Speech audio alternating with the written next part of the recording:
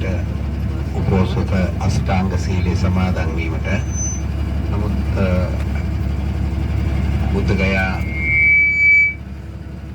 මහබෝධියේ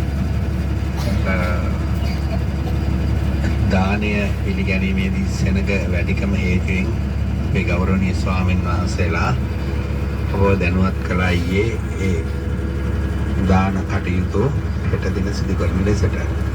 ඉතින් ඒ නිසා තමයි හෙටට යොදාගත්ත කාලසටහන අදට යොදාගත්තේ. ඒකේ වෙනසක් වෙන්නේ නැහැ. හෙටට දාන්න තිබ්බ එක අදට ගත්තා, අදට දාන්න තිබ්බ එක හෙටට ගත්තා. එච්චරයි. ඒකට අපි අද යන්නේ මගධ රටේ අගනුවර වූ රජගහ නුවරට. මේ රජගහ නුවර විශේෂ හේතු කීපයක්ම තියෙනවා. මගධ රටේ අගනුවර වුණු රජගහ නුවර කඳුපන්ති 5කින් වට වෙලා තියෙන්නේ. වේබාර, වේපුල්, පාණ්ඩව, ඉසිකිලි, ගිජ්ජකූට. මේ කඳුපන්ති 5කින් වට වූ රජගහ නුවර බුදුන් වහන්සේ වැඩ සිටි කාලේ ඓතිහාසික සිදුවීම් ගොඩක් සිදු වුණා. ඕගොල්ලන් පොත්පත්වල අහලා තියෙනවා. විදුඩප කුමාරයා ශාක්‍යයන් හා සටනට යෑමේදී ගැල්ලෙරුණා කියලා. ඒ කියන්නේ ශාක්‍යයන් ඝාතනය කරන්න යනකොට ගැල්ලෙරුණා කියලා පොත්පත්වල සඳහන් වෙනවා.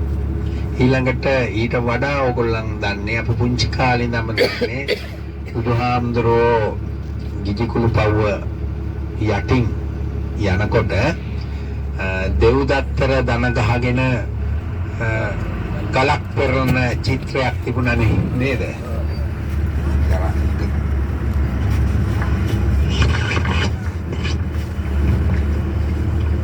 ගලක් පෙරන චිත්‍රයක් තිබුණා.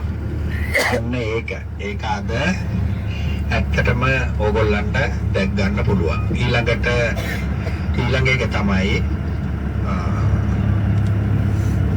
සසුනේ අග්‍රදායක වූ අනේ පිරිසකානන්ට බුදුරජාණන් වහන්සේ හම්බෙන්නේ මේ රජගහ නුවර සීතවනයේදී.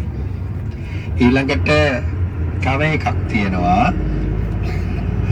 සුනීත සෝපාක කතාවස්තුව ඔයගොල්ලන් අහලා තියෙනවනේ. ඒ ඓතිහාසික සිදුවීම සිදු වුණේ ඔය රජගහ නුවරදී. ඊළඟට අජාසත් කුමාරයා විසින් තමන්ගේ පිය රජ සිරබාරයට අරගෙන සිරකර තබූ සිරකුටිය ඒකත් අපිට බලා ගන්න පුළුවන්. ඒ වගේ තවත් ඓතිහාසික තොරතුරු කිහිපයක් සනිටුහන් වන ස්ථානයක් තමයි අද අපි බලන්න යන්නේ. මෙතන ඉඳලා කිලෝමීටර් 80ක් දුරක් තියෙනවා. ඒ 80 දුර යනකම් කිසිම ස්ථානයක් නරඹන්න නැහැ. එතනින් පස්සේ තමයි අපිට බලා ගන්න තියෙන්නේ. ඒ නිසා පැය එකමාරක් විතර යනකම් දෙකක් විතර යනකම් හොඳට නිදා ගන්න. නිදාගෙන ඉවර වෙලා ඊට පස්සේ අපි ඒ ටික නරඹමු. හොඳයි සියලු දෙනාටම තෙරුවන් සරණයි.